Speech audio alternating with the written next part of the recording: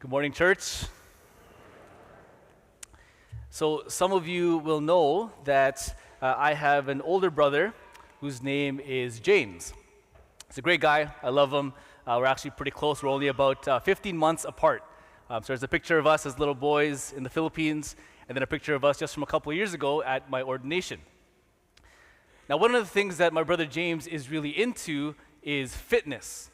He's a fitness junkie. He's at the gym just about every day, and he's very meticulous about the food that he eats. But he wasn't always like this. In fact, growing up as a kid, my brother struggled a lot with his weight. He was always on the heavier side of things. And there was this one summer, around 15 years old, where he decided he had had enough. He had had enough of his weight problems, and he got extremely motivated to lose weight and to get healthy. And he did. So he started running a ton, which helped him lose the weight. And then he got very disciplined about his diet, right? To help keep the weight off. So he started eating a lot less than he normally would. And then he stayed away from the really bad food, which of course wasn't the easiest thing to do. Because you see, my mom, being the good Filipino mom that she is, right, she liked to feed us well, right? And if you know anything about Filipino food, it's delicious, but isn't always the healthiest, right? And so during this season when my brother was on his new strict diet, he and my mom would have these semi-heated discussions, right? Because on the one hand, my mom would be lovingly encouraging him to eat more, right? Or to at least give in on special occasions or restaurants to be a little easier on himself. On the other hand, my brother, he didn't want to make any exceptions, but he wanted to remain strict and disciplined to continue his progress. So they would go back and forth, right? And meanwhile, I'm probably there just taking it all in, probably eating a bag of chips or something, right? Some things never change. But more often than not, my brother would win the discussion. And he would remain steadfast and committed to his new diet, despite whatever delicious or tempting food is sitting in front of him. Because you see, my brother knew that for something as important as his health, he couldn't just pause his disciplines. Right? If he wanted to keep succeeding, he needed to continue his disciplines no matter what situation or occasion he found himself in. Now, for us, we know this intuitively from many areas of our life. That the more important something is, the more consistent and constant it remains. That even when other things slow down and take a pause, these important things do not. Right? So, for instance, right now we are in the beginning of the summer season, right? Lots of things slow down, lots of things take a pause during this time of the year, right? School is out for a couple of months, which I'm sure all the kids are thrilled about, right?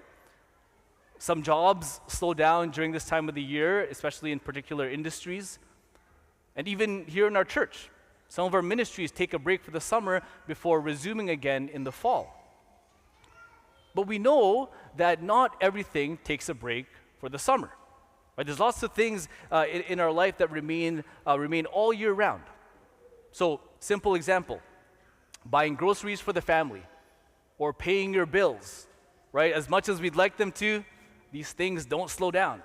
They don't take a pause, right? They continue as is because they're vital to our day-to-day living. Or another example, relationships. Ordinarily, we don't take a break from our key relationships during the summer, right? Imagine if a husband went up to his wife and said, "Honey, it's the summer. Let's take a break until September." You'd be in big trouble, right? I see some wives giving the side eye to their husbands, saying, "Don't even think about it." Right? But important and vital things in our life, they don't stop. They remain consistent and they remain constant. And so in the same way, one thing that doesn't take a break for the summer, of course, is our faith. Right? Our faith life continues because it's central. It's important. It's vital to our existence. It continues no matter what season we're in or what time of the year it is. Right? To take a break from our faith would be like taking a break from breathing. Right? It just doesn't make sense. And so hopefully these are obvious things to hear when I say that we don't stop praying during the summer. In fact, we might even be praying more because we have more time. Right? We also don't stop going to Mass and receiving the sacraments during these months. Right? Even if it means having to go to other churches because you're elsewhere during your travels. right? I hope that's not the first time you're hearing any of this. But perhaps what isn't as obvious to us is that our call to be on mission is also constant. Our call to be on mission is one of those essential things that never slows down, even if it might look a little different in different seasons.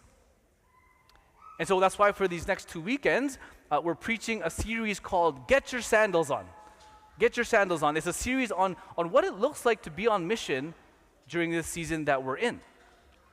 Because this is why we exist as a church, to go out and to make disciples, right? To go out and to share Jesus with others. And as disciples of Jesus, we're called to be on mission wherever we find ourselves in.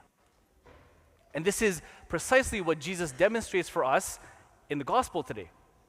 So in the gospel we just heard, Jesus is returning home to his hometown of Nazareth, right? It's his first recorded home visit since setting out on his ministry journey, where he's been doing great things like miracles and teaching with authority. And the gospel doesn't tell us why exactly Jesus has returned home, right? Perhaps he's taking a little break from his extensive travels. Perhaps he's going on a little vacation or rest time from the busyness of ministry, right? Because, I mean, after all, even though he is God, he's fully human like us, right? Or perhaps he's going home to visit family and friends that he hasn't seen in a while. But whatever the reason that Jesus has returned home, it's clear that he brings his mission with him, that his mission doesn't pause. Because it says that while he's home, right away he's back in the synagogue. He's teaching and he's displaying deeds of power, right? So Jesus didn't decide, you know what, I'm back home resting. I'm going to save that stuff when I'm back to work, when I'm back out there. No. His mission continues whether he's out traveling to new places or he's home, vacationing or getting rest time, right? His mission doesn't pause.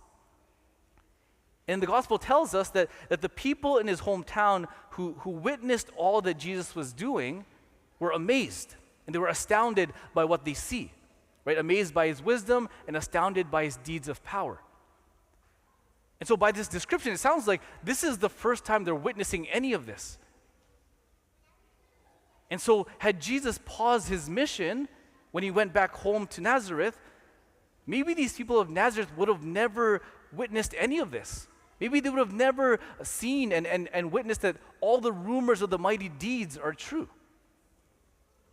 But because Jesus brings his mission home with him to Nazareth, right, these people are led to wonder, are led to be curious about what Jesus is all about and what that all means.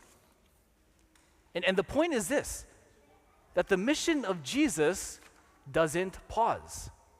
Wherever he goes, whether he's away or whether he's at home, whoever he's with, whether it's with people who will respond well or not so well, like the people in today's gospel, there's no break. His mission doesn't pause. And friends, it's the same point for us. As we go into these summer months, our mission also continues. Right? The mission that Jesus entrusts to us doesn't pause for the summer. It's constant. We're always being sent out. And that's why we say, get your sandals on.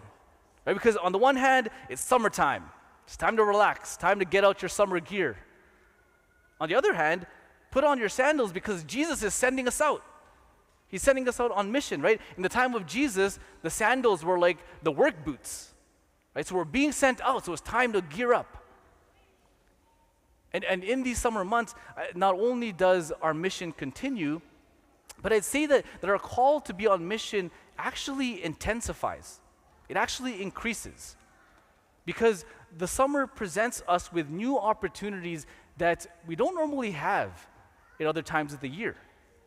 So, for example, with the warmer weather, right? There's more people out working in their yards, sitting on their porches, playing outside, right? Maybe not so much this weekend with all the rain, but normally that's the case. And so there's more opportunities, more for encounters, for conversations with neighbors that perhaps we don't often encounter.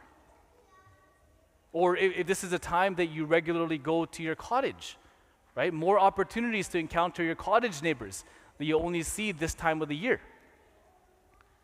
Summer is also a common time for family visits, family reunions, right?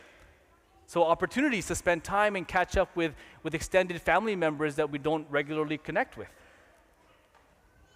And during the summer, especially for families, there's lots of summer programs and sports activities, right? So lots of opportunities to meet new people or to reconnect with people you've met before. And if you're parents, right, this means a lot of chances to talk to other parents and other families as you wait for your kids participating in these activities. And then, of course, the summer is often a time for vacation and travel. Right? And as we travel, we encounter all sorts of people with whom we can get into conversation. Right? People staying on the same resort, people in the next campground, right? Perhaps even the person sitting next to you on the plane or the train or the bus to your destination. Right? The season of summer is chock full of opportunities for new encounters. And that's why, as disciples of Jesus, summertime is mission time. Summertime is mission time. And what does it mean to be on mission? Very simply, it means looking for opportunities to share Jesus.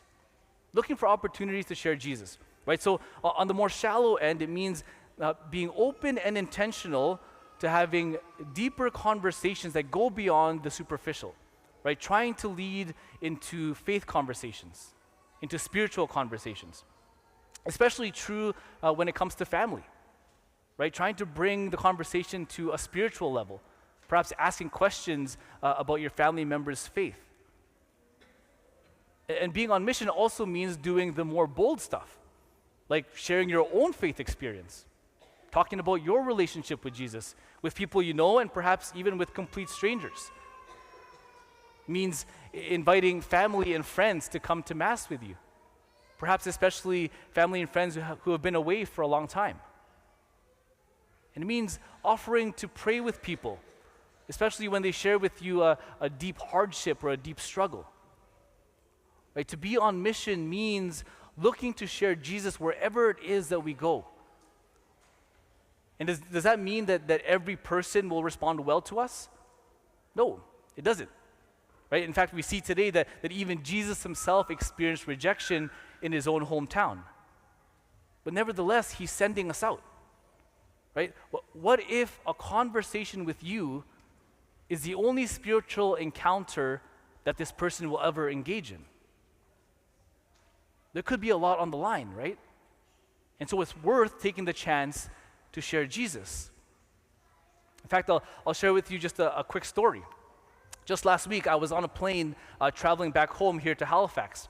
And I met the lady sitting next to me on the plane, and we went back and forth with some small talk. And she told me about where she was coming from. I told her about my travels. And I had every intention to keep the conversation going throughout the flight. But surprise, surprise, as I do best, I fell asleep. And I basically stayed asleep the whole flight, right? Not exactly the model of being on mission, right? But then as I walked off the plane, feeling a bit guilty for having fallen asleep, I decided that I'd wait back for her, right? I'd wait back for her to come out, and then I would just say a final goodbye, and also I would just boldly ask her if I could pray for her. Now, I had no idea how she was going to respond because we hadn't talked about anything faith-related up until that point. But she comes out, and when she finally comes out, I ask her, hey, is there something that I can pray for you? And very quickly, she opened up. She said that she absolutely needed prayer because she actually had just lost her husband a couple of months ago, and she was really struggling with it all. And so, right then and there, in front of the boarding gate, as people walk by, we paused, and we prayed together for a couple of minutes. And she seemed very moved by this time of prayer. And then we said goodbye, and then we parted ways.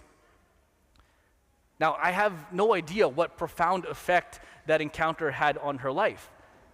But I do know that in that moment of prayer, she experienced a glimpse of the comfort and the peace that she's been looking for. My friends, these are the kind of missionary opportunities that we have, especially in all that happens during these summer months. And if we're looking for them, God will open the doors for us, and then he'll give us the boldness to walk through. And so with this in mind, I want to leave you with a prayer that you can take with you to pray during this season. And I'm calling it a permission for mission prayer. Permission for mission prayer. It's very simple. It goes like this: Jesus, here I am as your disciple. Give me the words and the boldness to share you with those I will encounter. I give you permission to use me for mission. And I want to encourage you to pray this prayer all throughout the summer. In fact, probably the easiest way to remember this is to take out your phones right now and take a picture of it. I'm giving you permission to do that. I want you to pray this prayer all throughout the summer, and of course, even beyond, wherever your vacation or your travel or your time away takes you. Right? Pray this before you hop on a plane. Pray this before you meet up with family. Right? Pray this before you go for a walk in your neighborhood. And see how Jesus will use you to share him with others.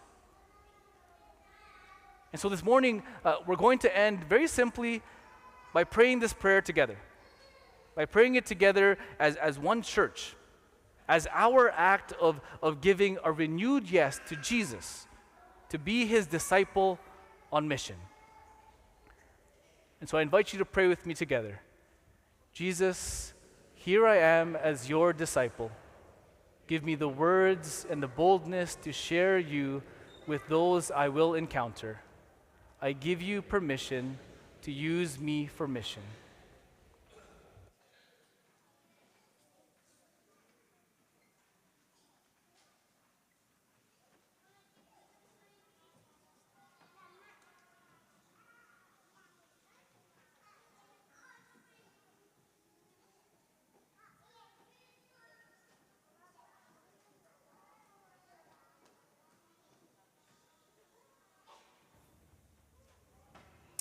So, brothers and sisters, let's stand now.